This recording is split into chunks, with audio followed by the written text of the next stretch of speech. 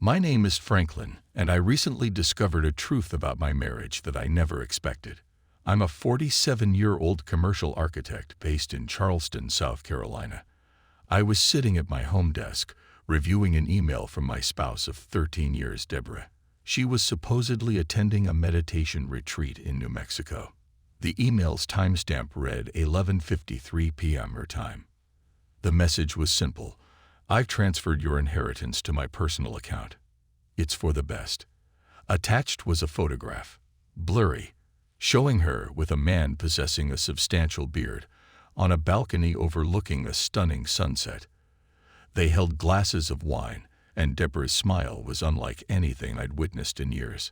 I closed my laptop and went to the kitchen.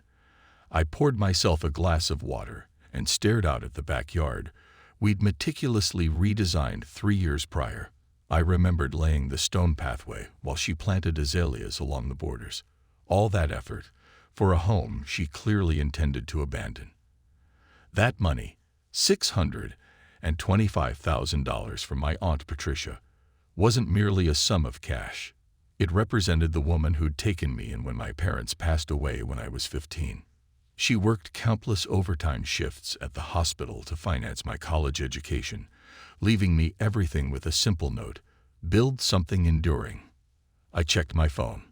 No missed calls, no apologetic texts, just silence, as though she'd already moved on.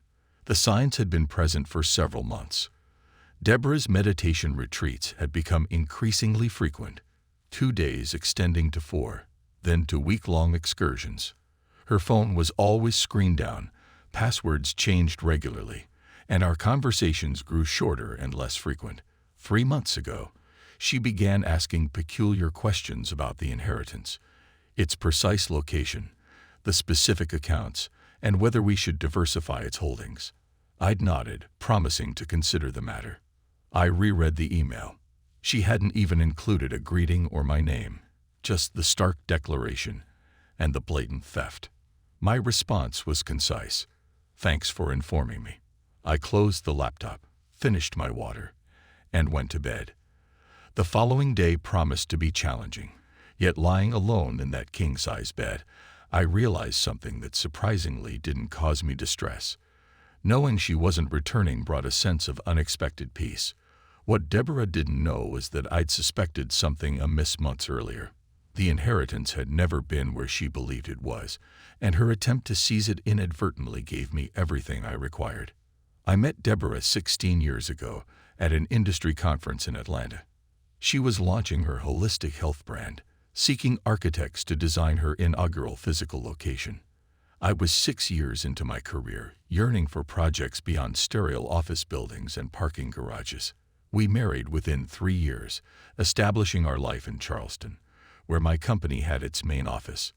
We purchased a charming craftsman-style home with the wraparound porch she'd always desired. We didn't have children. It was her preference. The business is my priority, she'd always say, which I understood. My buildings were my children. For 9 years, things functioned well. I designed. She expanded her brand of organic products and wellness retreats. We traveled, hosted dinner parties. We presented a picture of a thriving partnership. Then my Aunt Patricia became ill. Cancer, swift and relentless. I took a 6-month leave to care for her in Atlanta. Deborah visited twice, explaining that hospitals depressed her. I didn't press the issue. When Aunt Patricia passed, she left everything to me. The amount stunned me. I hadn't realized the extent of her shrewd investments. Deborah seemed equally surprised, suddenly displaying an interest in our financial planning that had been previously absent. We should invest it in expanding the business, she suggested one evening during dinner. Her business, specifically. I need to consider what Patricia would have wanted, I responded. That was the initial crack. Small, but noticeable. More followed. Deborah's travel for research and supplier meetings increased. Her calls grew shorter, often with muffled voices in the background that fell silent when I inquired about their identities. Our neighbor, Robert, stopped by one afternoon while Deborah was at a team retreat in Sedona. He casually mentioned seeing someone drop her off the previous week. Late at night, while I was supposedly out of town, at a 3-day conference in Chicago. I thanked him for the homemade cookies his wife had sent over, filing the information away. Then came the password changes, banking apps inexplicably locked, and abrupt terminations of financial discussions when I asked specific questions. One evening, I found her on the phone in the backyard, her voice hushed, laughing in a way she hadn't laughed with me in years. "Just Patricia from the studio," she said upon entering the house. Patricia, who had left the business 9 months prior. I nodded, refraining from correction. I simply observed as she poured herself more wine and changed the subject. The foundation beneath us was crumbling, and only one of us was being truthful about it. 2 weeks before Deborah departed for what would be her final retreat, my firm's financial advisor, Jerry, called. "Someone has attempted to access your trust accounts," he said, "using your personal information, but failing to bypass the security protocols." "Which accounts?" I asked, already knowing the answer. "The inheritance funds," he confirmed. "They tried using the last 4 digits of my social security number, but couldn't answer the security questions." I thanked him, hung up, and sat at my desk for a long time. That night, Deborah suggested simplifying our accounts. "It's foolish to have so many logins and passwords," she stated, avoiding my gaze. "We should consolidate everything." "You're probably right," I replied. "I'll speak to Jerry about it." The next day, I drove to Atlanta, meeting with Margaret Olson, my aunt's attorney of 20 years, now mine. I explained my concerns without emotion or accusation, just the facts. "Your aunt was wise to recommend the irrevocable trust structure," Margaret said after I finished. "The money is protected regardless of marital status, and if someone attempts to move those funds without authorization," her expression hardened, "that constitutes attempted financial fraud, with clear legal ramifications." I nodded. "Let's document everything, and I want a monitoring system that alerts us to any attempts to access, move, or alter anything related to the trust." When I returned home, Deborah was packing for her retreat. She kissed me briefly before leaving, already distant. "I might extend this one," she said at the door. Truly immerse myself in the practice. I helped load her bags into her car, watched her drive away, and returned inside to open my laptop. I didn't snoop through her emails or texts, or contact her friends, or check her location. I simply accessed our shared cloud storage where we kept household documents. In a folder labeled Home Renovation Ideas, a project we planned to start that year, I found what I sought. Documents she'd forgotten to move or delete, screenshots of my accounts, copies of statements, notes on transfer protocols, a photo of a whiteboard with calculations, my inheritance amount less 20%, with the note transfer fee explanation. She'd been planning this for months.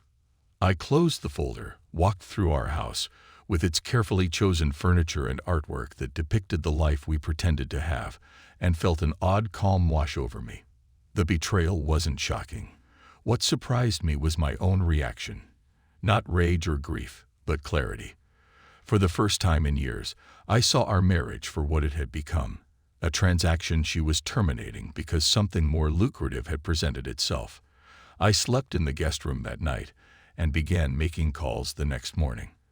By the time her email arrived 5 days later, I'd already put everything into motion. After receiving Deborah's email, I waited 24 hours before taking action.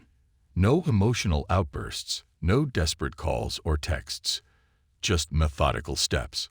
I first contacted Jerry and Margaret, forwarding them Deborah's email with a simple note: "Documentation requested." Both confirmed receipt, neither required further explanation. Then I called Arthur Miller, a divorce attorney Margaret had recommended months earlier during one of our hypothetical conversations. His secretary scheduled an appointment for that afternoon. By noon, Deborah texted, "Did you receive my email?" I replied, "Yes." "That's all you have to say." She wrote back minutes later. I didn't respond. Instead, I drove to Arthur's office downtown, where Margaret joined us via video call. "The attempted transfer creates a paper trail," Arthur explained, reviewing the documents Margaret had sent. Several factors work in your favor. The funds were inherited, never commingled with marital assets, properly held in a trust, and she has openly admitted to attempting unauthorized access. What's next? I asked. File for divorce immediately, citing financial misconduct. Georgia isn't a no-fault state when fraud is involved. I signed the paperwork before leaving his office. At 4:30 p.m., my phone rang. Deborah's name displayed. "You're being childish," she said when I answered. "No greeting, no, how are you? This doesn't have to be difficult." "I agree," I said. "Then let's be mature about this. The money is already moved. Fighting it will just drain resources through legal fees. Where are you staying?" I asked, changing the subject. She paused, thrown off balance. "What does that matter?"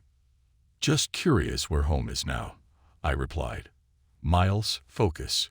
We need to discuss the financial arrangements. I'm having my lawyer draft a settlement agreement. It's best for both of us to keep this clean." "Who's your lawyer?" I asked. "William Davis. He's already reviewing everything." I wrote down the name. "That's helpful. Thank you." "Miles, are you even listening? This doesn't have to be difficult." "You already said that," I replied, maintaining a neutral tone. "I appreciate your concern for making this easy." Another pause. "What are you doing?" "Nothing yet. Getting used to the idea, I guess." I could hear her relax, misinterpreting my calm as resignation. "It's for the best," she said, softening her tone. "We've been diverging for years. This is cleaner than prolonging it." "You're right," I agreed. "Cleaner is better." After we hung up, I called Arthur back and gave him William Davis's information. Then I sent a single text to Deborah, taking time to process. "We'll contact you when I'm ready to discuss details." Her response was immediate. "Don't wait too long. Papers will be ready by Friday." Friday. 3 days away. Perfect timing. At 6 p.m., Margaret called. "The trust company has recorded 3 separate attempts to initiate transfers from the trust accounts today, all properly documented and blocked. And the monitoring system. It captured everything. IP addresses, login attempts, timestamps. The access location matches the email's origin. Arizona, Scottsdale, not Sedona." Margaret paused. "There's more. The system flagged suspicious activity from last month. Someone exported account details and transfer protocols while logged in through your home network. We have timestamps and device identifiers." I thanked her and hung up. I walked through the empty house, which felt more like a crime scene than a home. In the kitchen, I opened the bottle of 25-year-old scotch we'd saved for our 15th anniversary. I poured myself a generous amount. Deborah thought she'd set a trap, but she'd inadvertently walked right into one.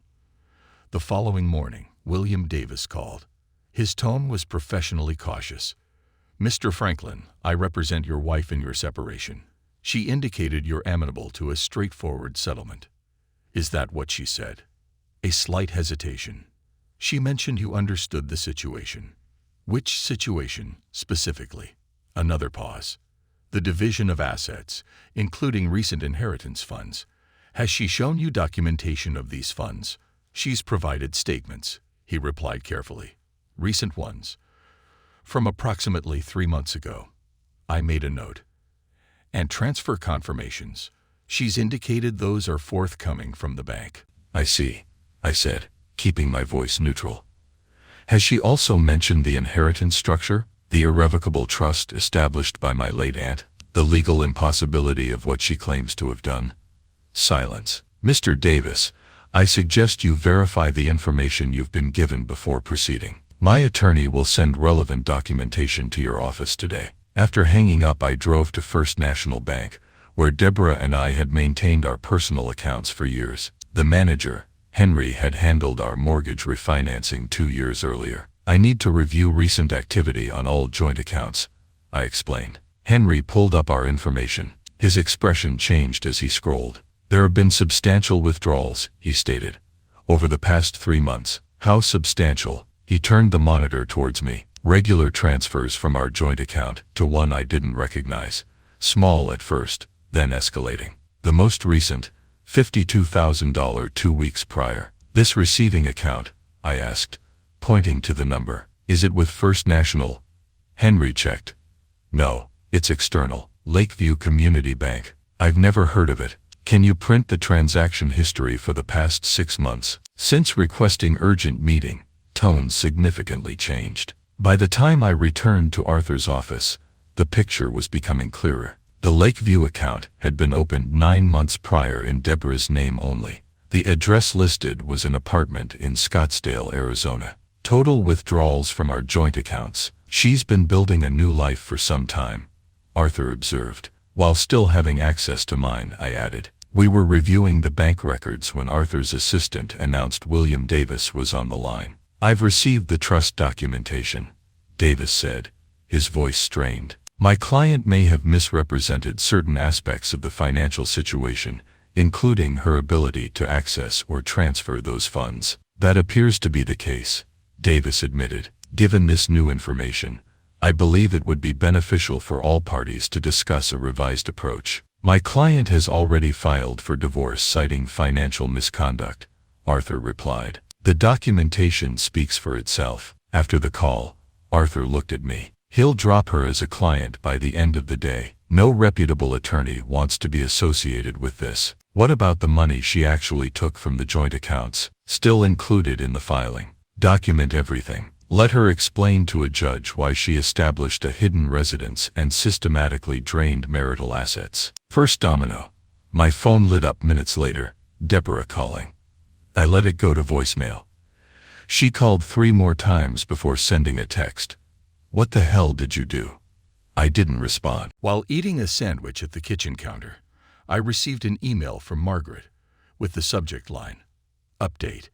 The trust company had completed their investigation into the access attempts, documenting multiple unauthorized attempts over 3 months, all captured in detailed logs with IP addresses and timestamps.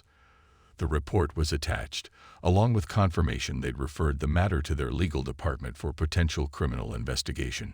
No action is required from you at this time, Margaret wrote. But be aware this path is now open. I forwarded everything to Arthur. Just after 9 p.m., another text from Deborah. We need to talk. Now, I replied, through your new attorney when you have one. You've completely overreacted, she wrote. I wasn't actually moving anything. That's not what the access logs show, I replied. A long pause before her next message. What access logs? Instead of answering, I sent one question. Who is he? 20 minutes passed. Finally, this isn't about him. Name, I demanded. Another long pause. Jason, but he's not important. Last name, Richards. He's just a friend helping me through this. You're focusing on the wrong thing. I didn't respond. Instead, I searched the name, finding a Jason Richards who taught at a yoga studio in Scottsdale. His LinkedIn profile indicated he was a former financial advisor who left the sector 3 years prior to pursue more fulfilling connections. The next morning, I met with Robert, our neighbor. The guy you saw dropping Deborah off, I began. Would you recognize him again? Robert nodded slowly. Tall guy. Beard. Drives a gray Tesla. I showed him the photo from Deborah's email. Is this him? He squinted. Yes, that's him. He was here maybe 5 or 6 times while you were away. I thanked him, asking if he'd provide a statement. He readily agreed. At 11 a.m., Arthur called. We have a complication. Deborah hired Charles Peterson. Peterson had a reputation for aggressive divorce litigation, expensive but effective. He's requested an emergency hearing to contest the financial misconduct claim. Arthur continued.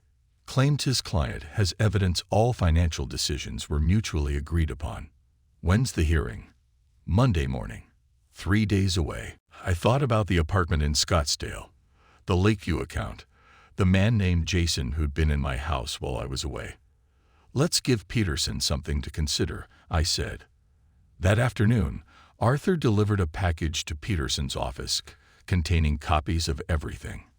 The trust access logs, the bank records showing systematic withdrawals, the apartment lease in Scottsdale, Robert's notarized statement about Jason's visits, and screenshots from Deborah's home renovation folder showing her notes on accessing my accounts.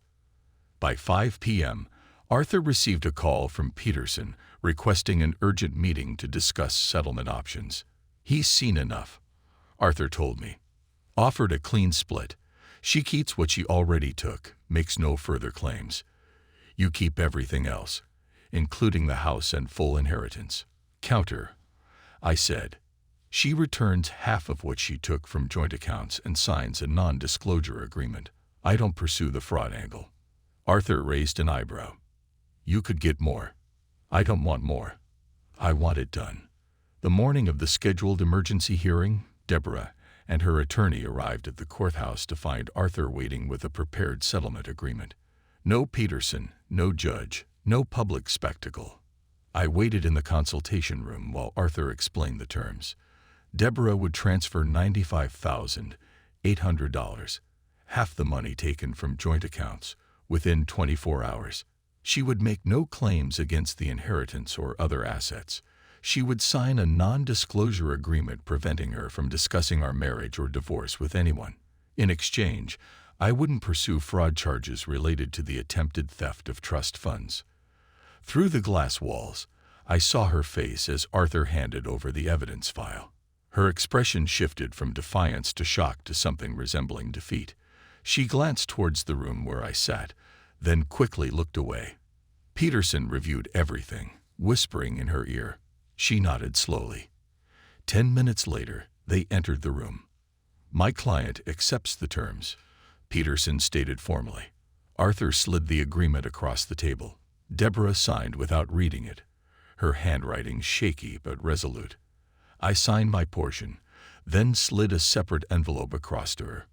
"What's this?" she asked, her first spoken words. "The passwords," I said, "to the cloud storage, house alarm, everything else you might need to retrieve your belongings." Her eyes finally met mine, searching for anger or triumph. Finding neither, she looked more lost than I'd ever seen her. "It was never about the money," I said quietly. "That would have been simpler." Peterson touched her elbow, guiding her to stand. She clutched the envelope as they left, never looking back. 6 months later, I sold the house. Too many empty rooms, too many memories to erase. The new owners, a young family with twins, loved the wraparound porch and the azaleas along the stone path. I moved to a loft downtown, within walking distance of my firm's office, bought less furniture, kept fewer things. Margaret helped me restructure my aunt's inheritance into a foundation supporting architectural scholarships for children who'd lost parents. Its first recipient was an 18-year-old girl from South Carolina whose essay about designing spaces that promote healing resonated with the selection committee. Patricia would have loved her, Margaret said when we awarded the scholarship. I thought about my aunt often, her practical wisdom, her insistence that creating something worthwhile required vision and vigilance in equal measure. One afternoon, collecting mail in my building's lobby, I found an envelope with no return address. Inside was a check for exactly $95,800 and a brief note, the rest of what I owed, not just the money. No signature, none needed. That evening, I walked to the waterfront where Deborah and I had once discussed opening a joint venture, a wellness space I would design, she would operate. A dream that had died long before our marriage did. I sat on a bench, watching cargo ships pass, the check still in my pocket. Tomorrow, I would deposit it into the foundation account. Another scholarship, another chance to build something enduring. My phone buzzed. A text from Jerry. Dinner still on for 7. Bringing that architect I mentioned. I glanced at my watch. Just enough time to walk home, change, and head to the restaurant. Just enough time to decide to say yes to whatever came next. On my way, I texted back, ready to face the evening. Sometimes, the strongest response to betrayal isn't revenge. It's rebuilding.